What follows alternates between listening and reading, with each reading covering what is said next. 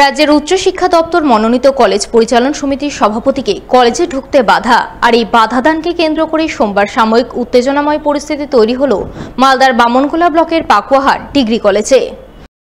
জানা গেছে, কিছুদিন আগে পর্যন্ত পাকুয়াহাট ডিগ্রি কলেজের পরিচালন সমিতির সভাপতি ছিলেন তৃণমূল নেতা অমল কিস্কু, কিন্তু সম্প্রতি রাজ্যের উচ্চশিক্ষা দপ্তর তাকে কলেজ পরিচালন সমিতির সভাপতির পদ থেকে অপসারণ করেন।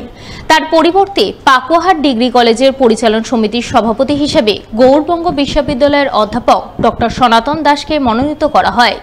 সেই মতো সোমবার তিনি কলেজে যান, কিন্তু কলেজে ঢোকার মুখে অপসারিত সভাপতি অমল কিস্কুর অনুগামীরা কলেজ গেটে তালা ঝুলিয়ে দেওয়ার চেষ্টা করেন।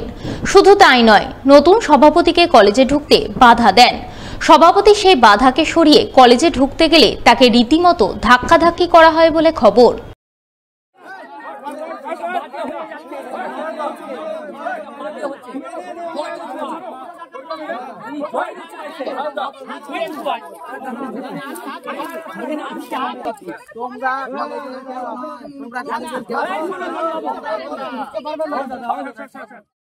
যদিও পরে তৃণমূল আদিবাসী সেলের নেতা চুনিয়া মুর্মুর হস্তক্ষেপে পরিস্থিতি শান্ত হয়। শেষমেশ কলেজ পরিচালন সমিতির সভাপতি কলেজে ঢুকতে পারেন। এ বিষয়ে তৃণমূল নেতা চুনিয়া মুর্মুকে ধরা হলে তিনি বলেন, একটু ভুল বোঝাবুঝি হয়েছিল, সেই কারণেই এই পরিস্থিতি তৈরি হয়েছিল।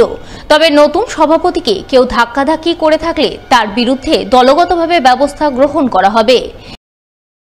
যখন আটকানোর যে বিষয়টা বলছেন, এবার আটকানোর কিছু কিছু ক্ষেত্রে কিছু বিষয় থাকেই, যে হয়তো কেউ আগে দায়িত্বে ছিল, বর্তমান যিনি এসছেন, স্বাভাবিকভাবে একটা থাকে, ভালো লাগা খারাপ লাগার একটা বিষয় থাকে।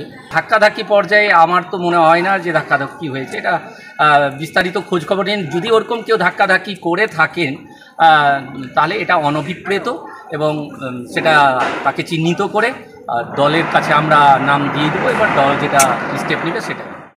এই বিষয়ে পাকুয়াহাট ডিগ্রি কলেজের পরিচালন সমিতির নতুন সভাপতি সনাতন দাসকে ধরা হলে তিনিও বলেন, ভুল বোঝাবুঝির কারণে একটু সমস্যা হয়েছিল, পরে অবশ্য তাকে কলেজে স্বাগত জানানো হয়েছে।